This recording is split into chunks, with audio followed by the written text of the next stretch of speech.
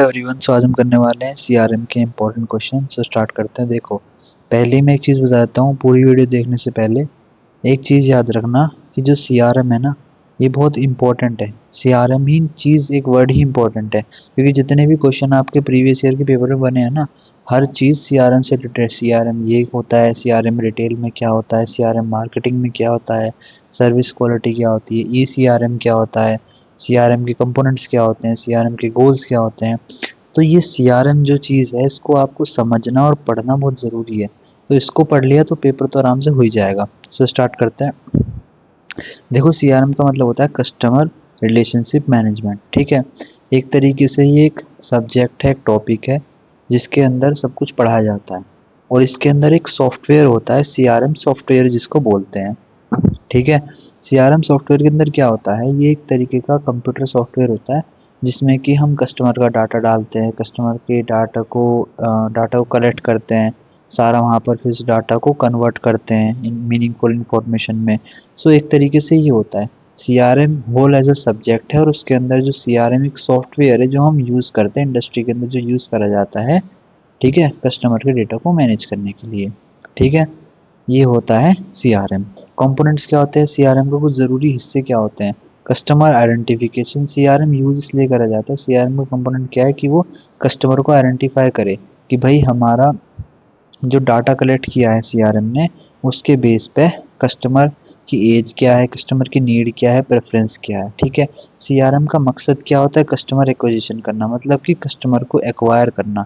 ठीक है, मार्केटिंग करो, प्रमोशन करो, जो भी आपने डाटा उस सॉफ्टवेयर में कलेक्ट किया है ना, उसको यूज़ करके कस्टमर को एक्वायर करो। कस्टमर रिटेंशन, मतलब कि कस्टमर को लंबे टाइम तक, एक लॉन्ग टर्म तक उसको अपने पास क्या रखो, रिटेन करके रखो, कहीं और ना जाए, आपका ही सामान यूज़ करे। कस्टमर सपोर्ट सर्विस, सीआरएम के जो सॉफ्टवेयर है उसमें क्या होता है, कंप्लेंट्स आती हैं, ठीक है, क्वेरीज आती हैं, प्रॉब्लम्स आती हैं, उसको देख के आप क्या करो, उनकी उनकी सर्विस, जो भी उनको चाहिए, ठीक है, वो कस्टमर सपोर्ट सर्विस करो। कस्टमर डेटाबेस ही क्या करता है, कस्टमर का सारा डेटा मेंटेन करने में हेल्प करता है। Sales and marketing automation, sales और मार्केटिंग में हेल्प करता है, मतलब कि सेल्स में जैसे कि आपके पास सीआरएम, अगर सीआरएम सॉफ्टवेयर कोई कंपनी यूज़ कर रही है, उसके पास कस्टमर का डेटा है, फ़ोन नंबर है, ईमेल है, तो वो क्या करेगी, सेल्स के बार बार मैसेजेस, ईमेल्स भेजती है उस मेल पे, फ़ोन नंबर पे, मैसेजेस पे। ठीक है, इससे क्या होता है, सेल्स आती हैं। ठीक है, फीडबैक एंड एनालिसिस, मतलब कि कस्टमर का जो भी प्रोडक्ट की सर्विस है, कोई भी प्रॉब्लम्स आ रही हैं, कोई भी कंप्लेन है, उसको कलेक्ट करना और फीडबैक और उसको एनालाइज करना, जिससे कि कंपनी अपने अंदर सुधार करती है। नेक्स्ट है सीआरएम का गोल क्या होता है। देखो, मैंने आपको बता दिया है, सीआरएम एक होल एज ए स्टडी, एक सब्जेक्ट कह सकते हो आप, और उसके अंदर एक सॉफ्टवेयर है। ठीक है, सीआरएम एक एज अ होल बड़ा सब्जेक्ट हो गया, उसके अंदर एक सीआरएम टाइप का एक सॉफ्टवेयर हो गया जो यूज़ करा जाता है इंडस्ट्री में।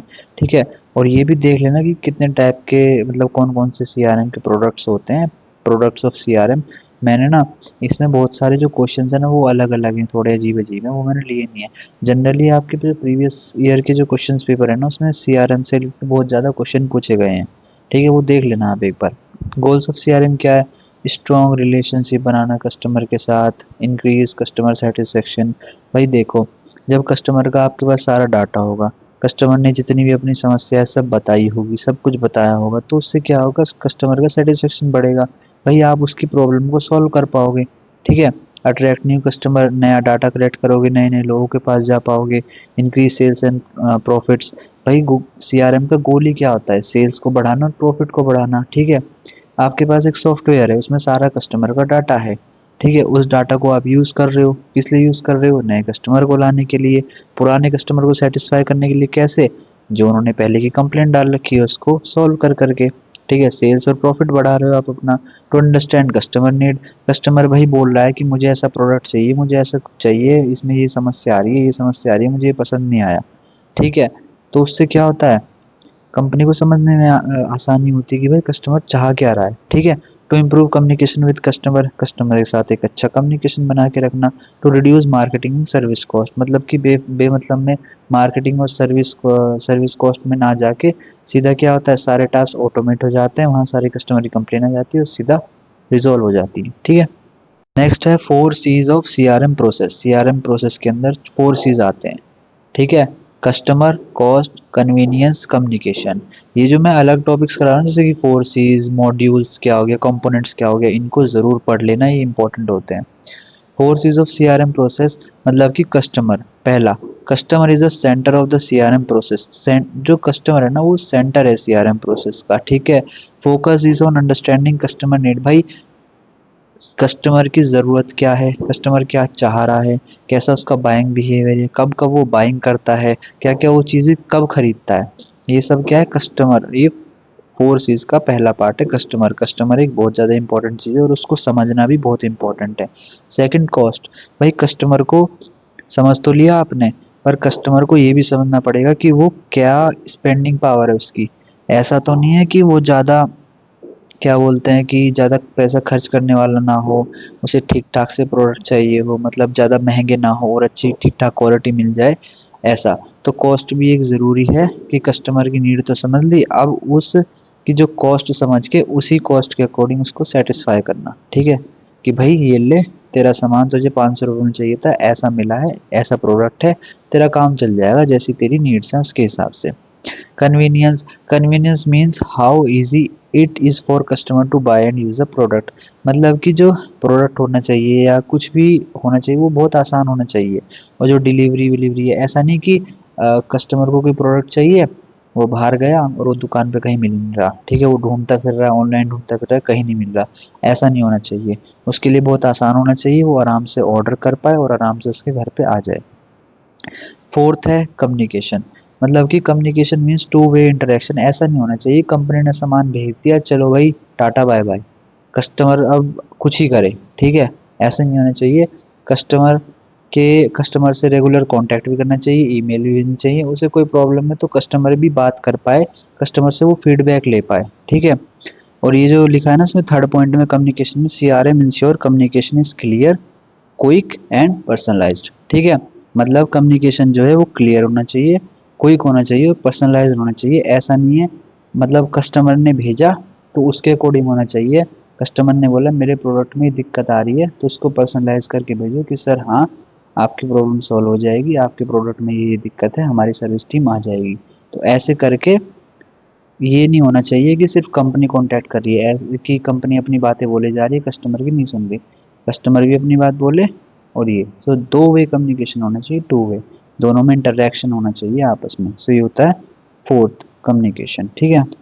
नेक्स्ट है व्हाट इज CRM सॉफ्टवेयर। देखो मैं पहले ही बता चुका हूँ, CRM सॉफ्टवेयर एक डिजिटल सॉफ्टवेयर है, ठीक है। एक तरीके से आप एक ऐप कह लो, सॉफ्टवेयर कह लो, कुछ ही कह लो, मतलब आप क्लिक करोगे तो उसमें बहुत सारे फंक्शन खुल जाएंगे एक्सेल की तरह, ठीक है, कि उसमें ये डालो, ये डाटा डालो, ये फॉर्मूला डालो, ऐसे करके। तो CRM जो है वो एक सॉफ्टवेयर है जो कि कस्टमर का डाटा कलेक्ट करता है, मैनेज करता है और बिजनेस में यूज़ किया जाता है, ठीक है, बड़े बड़े बिजनेस में यूज़ किया जाता है। वो कस्टमर की इन्फॉर्मेशन को स्टोर करके रखता है, कम्युनिकेशन को ट्रैक करता है, कब कब बातें हुई, कब कब ईमेल्स गए, कब कब उनके मेल्स आए कस्टमर्स के, ऐसा। And helps improve sales, marketing and customer service. मतलब ओवरऑल जो CRM सॉफ्टवेयर है ना, वो एक टूल है जो कि यूज़ करा जाता है बिजनेस में, कस्टमर से इंटरेक्ट करने के लिए, कस्टमर का डेटा ये सब स्टोर करता है वो। और वो क्या हेल्प करता है भाई, जब कस्टमर का डाटा ही आपके पास आ गया, कस्टमर की सारी चीज़ें आपके पास आ गई, तो पता ही चल गया कि भाई कस्टमर को क्या चाहिए, क्या बाइंग पावर है, क्या उसकी स्पेंडिंग है, कुछ भी है, क्या उसकी खर्च करने की उसकी क्या ताकत है, कितनी है, ठीक है। सो ये होता है CRM सॉफ्टवेयर। CRM सॉफ्टवेयर कैसे हेल्प करता है, देखो ये एक ही जगह पे सारा कस्टमर का डाटा स्टोर करके रखता है, ठीक है। कस्टमर की सर्विस इंप्रूव करने में हेल्प करता है, कैसे भाई, कस्टमर ने कंप्लेंट डाल दी, उसको तुरंत आपने भेज दिया कि भाई ठीक है, सॉल्व हो जाएगी, इतने टाइम में हमारे सर्विस करने वाले आपकी घर पे आ जाएंगे। सो इससे क्या होता है, सर्विस इंप्रूव होती है, customer service. Help increase sales, आप रेगुलर कांटेक्ट करते हो बार बार अपने जो कस्टमर है, मान लो किसी कस्टमर ने एक बार मेल डाल दिया, वो ऐसे ही रैंडमली देखने आया था कुछ सामान खरीदने के लिए, उसने सोचा कि भाई बाद में खरीदूंगा, ठीक है। अब उसके माइंड में आया नहीं कि भाई खरीदना भी है, लेकिन अगर आप मेल भेज दोगे ना तो उसको बार बार क्या जाएगा रिमाइंडर कि हाँ भाई तू खरीद ले, वो ऑफर डिस्काउंट दे के क्या करेंगे, अपनी सेल्स बढ़ाएंगे। सपोर्ट मार्केटिंग मार्केटिंग एक्टिविटीज़, जब कस्टमर का डाटा ही आ गया तो किस कस्टमर को टारगेट करना है ये भी पता चल जाता है, तो सही मार्केटिंग भी हो जाती है। ठीक है, नेक्स्ट है customer touch points in CRM. Customer touch points देखो होते क्या है, customer touch points are the different ways a customer interact with a company. CRM help business manage these touch points to improve customer experience। ठीक है, तो customer के जो touch points होते हैं वो क्या होते हैं, ऐसे ऐसी जगहें जहाँ पर कस्टमर जो होता है कस्टमर कंपनी के साथ इंटरेक्ट करता है। जैसे कि वेबसाइट, किसी भी कंपनी के आप वेबसाइट पे गए, वहाँ आपने कुछ सर्च किया तो आप उनकी वेबसाइट पे चले गए, वहाँ सर्च किया तो पता चल जाएगा कंपनी को कि हाँ भाई ये बंदा कुछ ढूंढ रहा है हमारी वेबसाइट पे। ठीक है, तो वहाँ पे क्या हो रहा है, कंपनी के और आपके बीच में इंटरेक्शन हो रहा है। सोशल मीडिया पे जैसे interaction through platform like Instagram, Facebook, LinkedIn, Twitter, इन सब के थ्रू क्या होता है, कंपनी के प्रोडक्ट के बारे में आपको पता चलता है। ठीक है, कंपनी को फिर आपके बारे में पता चल जाता है। ईमेल्स के थ्रू आपके पास प्रमोशनल ईमेल्स आते हैं, देखा होगा आपने, वहाँ लिखा आता है आपके ईमेल जब खोलोगे ना उसमें लिखा आता है ऊपर प्रमोशनल कुछ करके लिखा होता है ऐसा कुछ, तो उसमें आते हैं सारे मेल्स जो होते हैं। ठीक है, फ़ोन कॉल्स आती हैं, और इन स्टोर विजिट, जब आप स्टोर पे गए वहाँ पर क्या हुआ, कंपनी के लोगों के साथ आपकी बातचीत हुई तो उससे क्या हुआ, ये इंटरेक्शन हुआ। ठीक है, तो ऐसे कस्टमर टच पॉइंट जिनको बोलते हैं जहाँ कस्टमर इंटरेक्ट करता है कंपनी के साथ। ठीक है, मोबाइल ऐप के थ्रू आप गए, मोबाइल ऐप पे आपने कुछ भी सर्च किया, ये सब किया, तो आप एक तरीके से कंपनी के साथ इंटरेक्ट करते हो। ठीक है, कस्टमर सपोर्ट, आप हेल्प डेस्क पे फ़ोन करते हो, वहाँ भी इंटरेक्ट कर रहे हो। एडवर्टीजमेंट में when customer see ads on TV, तो वो तब भी इंटरेक्ट कर रहा है कंपनी के साथ। तो ये कस्टमर टच पॉइंट्स होते हैं जहाँ कंपनी अपने प्रोडक्ट के बारे में बता पाती है कस्टमर को, और कस्टमर जान पाता है वेबसाइट के through, social media, email, phone calls के थ्रू। ठीक है, नेक्स्ट है how C R M is applied in the retail sector. देखो सी आर एम, यहाँ पर हम पूरे सॉफ्टवेयर की बात कर रहे हैं। ठीक है, सो जो सी आर एम है वो रिटेल सेक्टर में कैसे, रिटेल सेक्टर मतलब कि जैसे आपके बड़े बड़े स्टोर्स होते हैं ना, जहाँ पर आपका सारा ग्रोसरी का एक जगह सामान मिल जाता है, जैसे रिलायंस रिटेल हो गया या और भी कुछ दूसरे हो गए। ठीक है, बिग बाज़ार टाइप हो गया, यहाँ पर क्या हो रहा है, आपका सारा सामान मिल रहा है। ठीक है, एक ही जगह पे, तो ये होगी एक तरीके से किराने की दुकान होगी पर बड़ी वाली, एकदम बड़ी। ठीक है, छोटे किराने की दुकान की बात नहीं हो रही, बड़ी वाली किराने की दुकान एक तरीके से।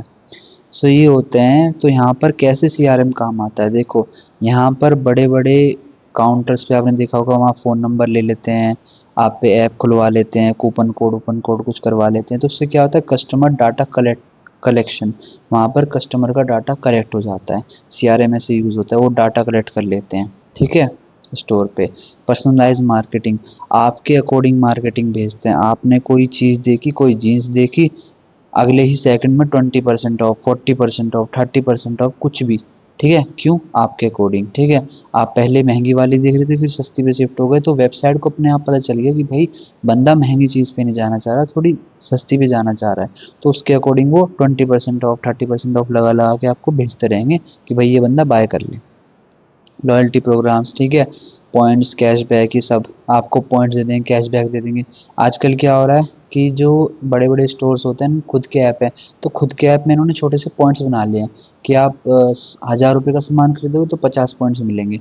फिर उन 50 पॉइंट्स को जब आप कलेक्ट कर लोगे, जब आपके 1000 पॉइंट्स हो जाएंगे तो आप 100 रुपये का सामान खरीद पाओगे। मतलब एक तरीके से खुद की ही करेंसी टाइप बना ली है। ठीक है, बेटर कस्टमर सर्विस, अच्छे से कस्टमर सर्विस हो पाएगी। सीआरएम स्टोर्स कंप्लेन, जो भी सीआरएम का सॉफ्टवेयर है वो कंप्लेन को स्टोर करेगा और क्या करेगा, रिटर्न, सर्विस हिस्ट्री, इन सब से पता करके कस्टमर की सर्विस को इम्प्रूव करेगा। इन्वेंट्री मैनेजमेंट, आपने देखा होगा बहुत सारा इन बड़े बड़े स्टोर्स पे जो होते हैं बहुत सारा सामान रखा रहता है, भाई कैसे मैनेज करते हैं, वो लिख के थोड़ा ना रखते हैं किताब पे कि भाई ये सामान आया, ये 10 पैकेट आए मैगी के, 5 बिक गए, 5 बचे हैं, 5 और मंगाने हैं, ऐसा कुछ नहीं होता। उनका सॉफ्टवेयर होता है, जब वो स्कैन करते हैं ना, वहाँ अपने आप वो माइनस होता चला जाता है इन्वेंट्री से, और जैसे ही पता चलता है इन्वेंट्री खाली होने वाली है, तुरंत ऑर्डर आ जाते हैं नए। ठीक है, omni channel experience, CRM connect online and offline data, मतलब कि सीआरएम जो है वो ऑनलाइन और ऑफलाइन वेबसाइट, ऐप, स्टोर सबको आपस में कनेक्ट करता है, ताकि कस्टमर का जो एक्सपीरियंस है वो स्मूथ हो सके हर जगह पे। वेबसाइट पे जाए वहाँ भी सेम एक्सपीरियंस मिले, ऐप पे जाए वहाँ भी, स्टोर पे जाए वहाँ भी। ठीक है, ऐसे सीआरएम अप्लाइड होता है रिटेल सेक्टर पे। ठीक है। को ओवरऑल अगर मैं आप लोगों को एक इमेज बताऊं ना, एक पिक्चर बताऊं पूरी सीआरएम की, सीआरएम से अराउंड क्वेश्चन घूम रहे हैं, ठीक है। जैसे कि देखा होगा सीआरएम कैसे रिटेल में अप्लाइड होता है, कस्टमर टच पॉइंट्स क्या होते हैं, सीआरएम सॉफ्टवेयर क्या होता है, सीआरएम प्रोसेस क्या होता है, गोल्स ऑफ सीआरएम। मतलब कि ज़्यादातर जो क्वेश्चंस है ना वो सीआरएम के अराउंड ही घूम रहे हैं, ठीक है। अब जैसे कि आ गया ई सीआरएम। ईसीआरएम क्या है? वो electronic customer relationship management refers to using internet based technology. जैसे कि वहाँ पर वेबसाइट, ईमेल्स का, मोबाइल ऐप्स का, इन सब का यूज़ करा जाता है, ठीक है। ऑनलाइन डेटाबेस का यूज़ करा जाता है ईसीआरएम में। इलेक्ट्रॉनिक सीआरएम हो गया आपका, ठीक है। तो ये हो गया डिजिटल टूल्स यूज़ किए जाते हैं कस्टमर के डेटा को मैनेज करने के लिए। टाइप्स ऑफ ईसीआरएम क्या हो गया? Operational ECRM focus on automating customer facing process, मतलब कि ऐसी चीज़ों को ऑटोमेट करता है ये ऑपरेशनल ईसीआरएम जो कस्टमर से फेसिंग प्रोसेस, मतलब कि handles online marketing campaign, email automation, online sales, customer service workflow. Example जैसे कि चैटबॉट, ऑटोमेटेड ईमेल्स। तो मतलब ऑपरेशनल सीआरएम बेसिकली ऑपरेशन और एक स्टार्टिंग का काम संभालता है, ठीक है। जैसे कि आपके पास ईमेल आते हैं, ठीक है। क्यों आते हैं? कि आपको सेल्स चाहते हैं वो, कि आपको सामान बेचना चाहते हैं।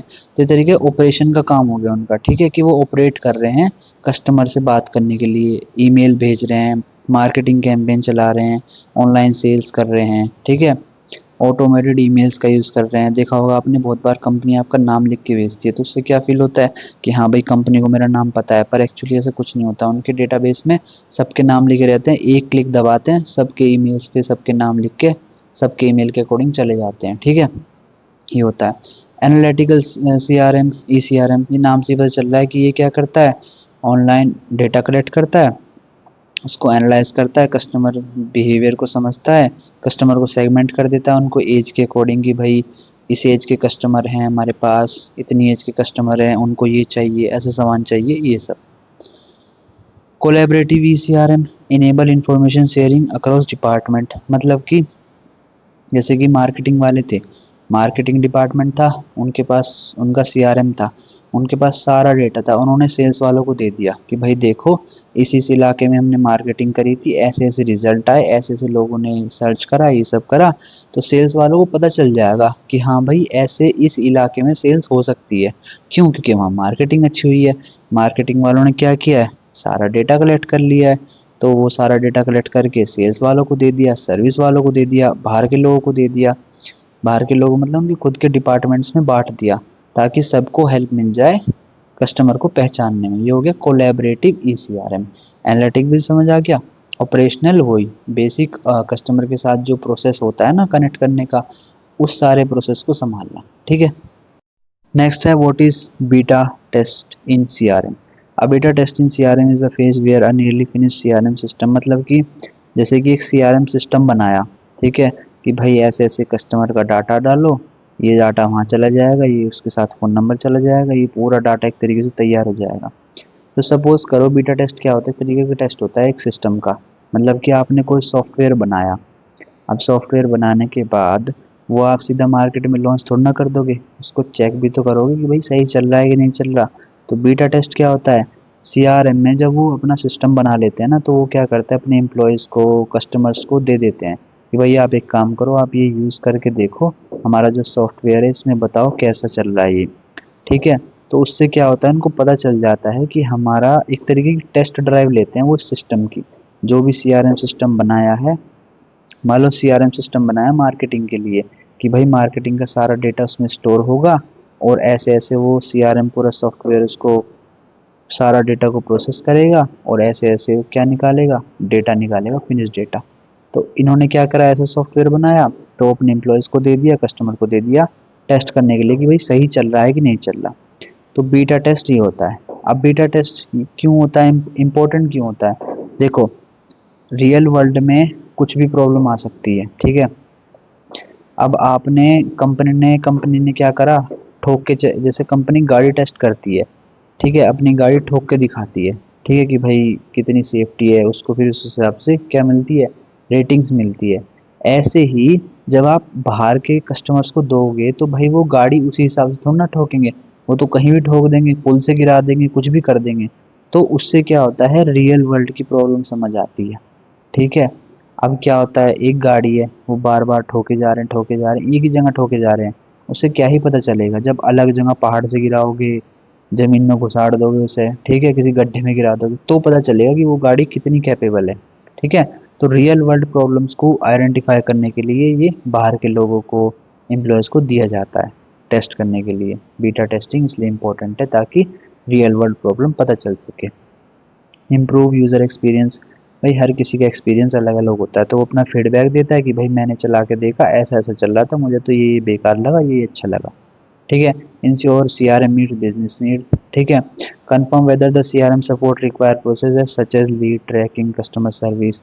तो ये CRM बिजनेस नीड को इंश्योर कर रहा है कि नहीं कर रहा है, ये सब मीट करने के लिए चेक करा जाता है। तो ओवरऑल अगर मैं एक समरी दूं, तो CRM जो बीटा टेस्ट है वो एक तरीके का टेस्ट है जो कि सॉफ्टवेयर पे करा जाता है कस्टमर एम्प्लॉयज़ के द्वारा। ठीक है, क्यों करा जाता है? ताकि पता चल सके कि उस सिस्टम के अंदर कोई प्रॉब्लम है नहीं है, कैसा चल रहा है, या कोई दिक्कत आ रही है नहीं आ रही, उस सब प्रॉब्लम्स को पता लगाने के लिए। ठीक है, देखो steps in customer retention process. Customer retention process क्या होता है? आप गए किसी स्टोर पे, आपने कुछ सामान खरीदा, खरीद के आप घर आ गए, आपने यूज़ कर लिया, और अब आप उस दुकान पे दोबारा नहीं गए। कस्टमर रिटेंशन प्रोसेस क्या होता है? वो आपको उस दुकान पे दोबारा बुलाए। ठीक है, ये नहीं कि आप ले गए, खरीद के आपने कहीं और किसी और का प्रोडक्ट यूज़ करना स्टार्ट कर दिया। कस्टमर रिटेंशन क्या होता है? एक ही कस्टमर को रिटेन करके रखना। अब देखते हैं कि कैसे कर सकते हैं ये। आइडेंटिफाई एग्जिस्टिंग कस्टमर, जो पहले से कस्टमर है ना, पहले तो उनको पता करो कि भाई उनको उनके नाम वाम लिख के रख लो सब कुछ, कि कौन कौन है। उसके बाद उनकी ज़रूरतें, कि भाई वो क्या चाह रहे हैं, क्या उन्होंने जो पिछली बार सामान खरीदा था उसमें क्या दिक्कत आई, या पैसे ज़्यादा थे, या क्या दिक्कत थी, उनकी कस्टमर की नीड समझना। फिर अगर कोई इम्प्रूवमेंट की ज़रूरत है तो इम्प्रूव कर देना, सर्विस क्वालिटी को इम्प्रूव करना। बिल्ड स्ट्रॉन्ग कम्युनिकेशन, उनसे रेगुलर टच में रहना, ईमेल्स भेजना, SMS भेजना, इन सब से उनके साथ कनेक्शन बना के रखना। पर्सनलाइज ऑफ़र, उनके हिसाब से डिस्काउंट बनाना। उनका बर्थडे आ गया, उस पर बर्थडे ऑफ़र दे देना। ठीक है, हैप्पी बर्थडे विश करके। प्रोवाइड आफ्टर सेल सपोर्ट, फिर क्या करो, उनको सेल सपोर्ट, जैसी है उन्होंने कोई प्रोडक्ट खरीदा, AC खरीदी, तो AC की सेल्स सर्विस दे दो कि भाई चलो 2 साल तक फ्री सर्विस है। ठीक है, साल में 2-3 बार करा लेना सर्विस चाहे तो। ठीक है, ऐसा।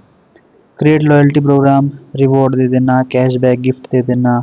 ठीक है, ये अगला स्टेप हो गया। मॉनिटर कस्टमर फीडबैक, भाई कस्टमर क्या फीडबैक दे रहा है, उसकी फीडबैक को रेगुलर चेक करना कि भाई पॉजिटिव है या कोई नेगेटिव फीडबैक आ रहा है तो उसको ठीक करना। मेजर रिटेंशन परफॉर्मेंस, मतलब कि जो भी आपने, मतलब ये मेज़र करना कि कस्टमर जो है एक बार बिस्कुट लेके गया तो क्या वो बार बार लेके जा रहा है। ठीक है, उसके बाद आता है कंटिन्यूस इम्प्रूवमेंट। लास्ट में फिर बार बार इम्प्रूवमेंट करते रहो, कोई भी चेंजेस आ रहे हैं उसको देखते रहो और मार्केट के हिसाब से चेंज होते रहो। ठीक है, और अपडेट करते रहो अपने आप को। नेक्स्ट है benefits of customer retention.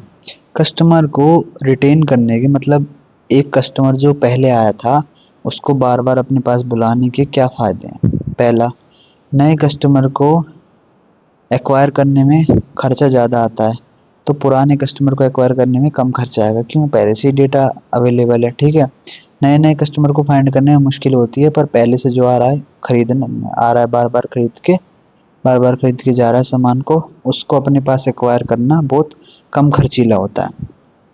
Higher profits, भाई कोई आदमी एक बार सामान खरीद के गया, वो बार बार आके खरीद रहा है, वो कहीं और किसी का सामान नहीं खरीद रहा, तो उससे तो भाई प्रॉफिट्स बढ़ेंगे ही। ठीक है, नेक्स्ट है पॉजिटिव वर्ड ऑफ माउथ। कोई कस्टमर बार बार सामान लेके जा रहा है तो वो क्या करता है, फिर वो आगे भी फीडबैक देता है कि भाई मैंने तो उस कंपनी का सामान लिया था, बहुत अच्छा है, तुम भी यूज़ करके देखो। ऐसा। स्ट्रॉन्ग कॉम्पिटिटिव एडवांटेज, ये क्या करता है, लॉयल कस्टमर क्रिएट करके रखता है। ठीक है, जैसे कि मैगी है, मैगी आप जाते हो तो मैगी बोलते हो, या अमूल का बटर बोलते हो, ठीक है, अमूल आइसक्रीम बोलते हो, तो उससे क्या होता है, दूसरे ब्रांड्स कंपटीशन में हेल्प मिलती है। अमूल के बगल में अगर कोई ABCD ब्रांड भी रखा है ना, आप क्या बोलोगे, भले ही वो कितना ही अच्छा हो, आप क्या बोलोगे, अमूल चाहिए हमें तो। ठीक है। ये क्या होता है, लॉयल कस्टमर बनते हैं, तो कंपटीशन खेलने में आसानी होती है, दूसरी कंपनियों को हराने में बहुत आसानी होती है। Higher customer life time value, लंबे समय तक जो एक कस्टमर है वो रेवेन्यू में कंट्रीब्यूट करता है, बार बार आके खरीदता है तो कंपनी का प्रॉफिट बढ़ता है कि कस्टमर से। बेटर प्रेडिक्टेबिलिटी, मतलब इजीली जो कंपनी होती है अपनी सेल्स फोरकास्ट निकालती है कि भाई इस साल हम इतने हजार करोड़ की सेल्स करेंगे। कैसे निकाल पाती हैं कि उन्हें पता होता है भाई हमारे तो इतने कस्टमर है, आगे सामान खरीदते ही खरीदते हैं। ठीक है। उसके बाद आता है major components of customer satisfaction. भाई कस्टमर को सेटिस्फाई करने के लिए क्या कंपोनेंट्स है। पहला, प्रोडक्ट की क्वालिटी अच्छी होनी चाहिए। भाई जैसा कस्टमर को चाहिए वैसा उसके हाथ में थमा के दे दो। प्राइस, प्राइस भी सही होना चाहिए, क्वालिटी के हिसाब से रीजनेबल होना चाहिए। ऐसा नहीं कि कस्टमर को ऐसा लग रहा है कि भाई क्वालिटी एकदम रद्दी और प्राइस इतने हाई, ऐसा भी नहीं होना चाहिए। सर्विस क्वालिटी अगर अच्छी होगी तो कस्टमर सेटिस्फेक्शन भी अच्छा होगा। कन्वीनियंस, ईजिली वो परचेज कर पाएगा, डिलीवरी अच्छे से हो पाएगी, यूज़र फ्रेंडली होगा वेबसाइट ऐप, तो इससे क्या होगा, उसका एक्सपीरियंस अच्छा होगा तो उसको कन्वीनियंस होगी। कस्टमर सपोर्ट, सेल सर्विस उसको दे दो, आफ्टर सेल सर्विस। अगर उसने फ़ोन करके बोला है कि भाई मुझे ये प्रॉब्लम आ रही है आपके एसी में, तो आप तुरंत जाके उसको रिजॉल्व करो। Brand image, a positive brand image reputation increase trust, मतलब कि ऐसा नहीं चाहिए कि आपकी जो कंपनी है उसके नाम बहुत बदनाम हो रखा है, अलग अलग केसेस में फंस रही है। ठीक है। एक पॉजिटिव ब्रांड का नाम होना चाहिए, तो जो कस्टमर है वो सेटिस्फेक्शन और बढ़ जाता है कि भाई मैंने तो इस ब्रांड का प्रोडक्ट यूज़ किया है, तुम भी करके देखो। ठीक है। नेक्स्ट है, what do you mean by service quality as a concept. देखो सर्विस क्वालिटी क्या है, refers to overall judgement of a customer about how well a service meets और exceed their expectation. It focuses on how service is delivered, not just what delivered. देखो आप एक cafe में गए, वहाँ जाके आप बैठे, आपके पास एक कॉफ़ी आई, आपको मिल गई और आपने पी के देखी, आपने बोला ठीक है कॉफ़ी अच्छी है, लेकिन जो कॉफ़ी लेके आया था ना वो बड़ा बदतमीज़ था। उसने आते ही कहा ले पकड़ अपनी कॉफ़ी। ठीक है। ऐसे उसने बात करी आपसे, तो आप फिर ये नहीं देखोगे कि भाई उसने कॉफ़ी कितनी अच्छी बनी है, ये सब आप क्या बोलोगे कि भाई बेकार है सर्विस, को यहाँ के लोग ही बेकार हैं ये सब। तो ओवरऑल जो सर्विस है ना, सर्विस क्वालिटी वो क्या होती है, जब आप अपनी बाइक की सर्विस करवाने जाते हो, ठीक है, वहाँ आपको सर्विस, वो आदमी जो कर रहा होता है ना, ठीक है, वो आपको सर्विस सर्विस एक तरीके से दिख नहीं सकती, महसूस होती है कि एक्सपीरियंस होता है। आप किसी कैफ़े में गए, किसी रेस्टोरेंट में गए, अच्छी वाइब्स आ रही हैं, अच्छा म्यूज़िक बज रहा है, तो आप फील कर पा रहे हो उसको, उसको देख नहीं पा रहे हो, उसको फील कर पा रहे हो, तो वो सर्विस क्वालिटी होती है। ठीक है। तो ओवरऑल समझ में आ गया कि सर्विस क्वालिटी क्या बोलते हैं। सर्विस क्वालिटी एक एक्सपीरियंस होता है जो हम फील करते हैं। कहीं आप जाते हो, आपको अच्छा लगता है उस जगह पे जाना, तो वो वहाँ मतलब आप किसी रेस्टोरेंट में जाते हो, वहाँ के लोग, वहाँ का जो स्टाफ है वो अच्छे से बात करता है, अच्छे से सर्विस देता है, आपकी प्रॉब्लम कुछ भी होती है उसको सॉल्व करता है, तो ये होती है एक सर्विस क्वालिटी। ठीक है। की ideas behind concept of service quality, customers expectation versus actual performance. Service quality depends on the gap between what customer expect and what they actual receive. मतलब कि कस्टमर गया एक रेस्टोरेंट में, उसने सोचा भाई स्टाफ तो बहुत अच्छा होगा, जैसे मैं बैठूंगा वैसे ही मेन्यू लेके आ जाएंगे, मुझसे ऑर्डर लेंगे, पानी वानी के लिए पूछेंगे, लेकिन जब वो वहाँ गया ऐसे तो कुछ भी नहीं हुआ। खुद जाके ऑर्डर कर, खुद जाके उठा के लेके आ, तो ये होता है। इंटेंजिबिलिटी, सर्विस जो होती है उसको आप छू नहीं सकते, उसको आप बस फील कर सकते हो। Consistency, high service quality means providing the same, मतलब एक रेस्टोरेंट में आप गए, एक बार तो अच्छे से बात करी, अगली बार बदतमीजी से बात कर ली, ऐसा भी नहीं होना चाहिए। हर बार अच्छे से बात करो भाई, जैसे पहले बात करा वैसे ही अब बात करो। ये होता है इंटरेक्शन क्वालिटी। ठीक है। Outcome quality, what the customer finally gets. ठीक है, मतलब कि कस्टमर को फाइनली क्या मिला, ठीक है, रिजल्ट में क्या सॉल्यूशन मिला, क्या सर्विस मिली। Process quality, how smoothly the service is delivered, मतलब कि एक कस्टमर रेस्टोरेंट में बैठा हुआ था, उसने कहा कि भाई मुझे पिज़्ज़ा चाहिए। ठीक है, स्टाफ आया, बोला ठीक है सर, थैंक यू सर, लेके आता हूँ सर, ऐसे करके बात करी, सर सर। उसके बाद वो स्टाफ गया और वो तो भाई अपने फ़ोन में लग गया रील देखने के लिए। उसे याद आया एक दो घंटे बाद कि मुझे कोई ऑर्डर भी देना था। जब उसे याद आया तब वो दे के आया। ऐसे नहीं होना चाहिए। प्रोसेस क्वालिटी, मतलब कि प्रोसेस स्मूथ होना चाहिए, स्पीड होनी चाहिए, एक्यूरेसी होनी चाहिए कि सर 5 मिनट में लेके आ रहा हूँ, आप बैठो बस। ठीक है, सर भी होना चाहिए और एक्यूरेसी भी होनी चाहिए, जल्दी से लेके आ। ठीक है, ये होता है प्रोसेस क्वालिटी। तो ओवरऑल समझ में आ गया, क्वालिटी जो होती है ना वो एक्सपीरियंस करी जाती है, महसूस करी जाती है, उसको छू नहीं सकते आप। ठीक है। नेक्स्ट है मॉड्यूल्स। इन CRM। देखो CRM के अंदर कुछ मॉड्यूल्स होते हैं, जैसे कि एक CRM सॉफ्टवेयर हो गया, उसके अंदर एक सॉफ्टवेयर मार्केटिंग मैनेज करेगा, एक फाइनेंस मैनेज करेगा, एक कस्टमर का डेटा मैनेज करेगा। ऐसे ऐसे कुछ मॉड्यूल्स पार्ट हो गए। तो ऐसे ये है मेजर मॉड्यूल्स इन CRM। पहला सेल्स मैनेजमेंट मॉड्यूल, जो सारे की सारी नाम से पता चल रहा है, सारी की सारी जो सेल्स से रिलेटेड एक्टिविटीज़ होती है ना, ये वो मैनेज करता है। मार्केटिंग ऑटोमेशन मॉड्यूल, जितने भी मार्केटिंग के काम, ईमेल भेजना, SMS भेजना, सोशल मीडिया प्रमोशन करना, वो सारा का सारा ये वाला CRM मॉड्यूल देखता है। Customer service and support, customer से चैट बोर्ड पे बात होती है, हेल्प डेस्क से बात होती है, टिकट रेज होता है। टिकटिंग सिस्टम आपने देखा होगा कि एक टिकट रेज हो जाता है, एक नंबर मिलता है टिकट का, वो वाला सिस्टम, ठीक है। या कॉल पे बात होना, चैट सपोर्ट मिलना, ये सारा का सारा कौन संभालता है? Customer service and support module. Contact management module क्या संभालता है? स्टोर डिटेल कस्टमर इन्फॉर्मेशन, जितना भी कस्टमर का डेटा होता है, डेमोग्राफिक डेटा, कहाँ रहता है, कितनी हिस्ट्री, पूरी हिस्ट्री उसकी, खरीदने की, बेचने की, ये सब, ये सारा कहाँ पर होता है? कॉन्टैक्ट मैनेजमेंट मॉड्यूल संभालता है। नेक्स्ट है लीड मैनेजमेंट मॉड्यूल, मतलब कि कैप्चर लीड्स फ्रॉम वेबसाइट, कि भाई हमने ये कैंपेन चलाया था, इससे कितने कस्टमर आए, कितने आ सकते हैं, कितने कितने कस्टमर बन चुके हैं ऑलरेडी।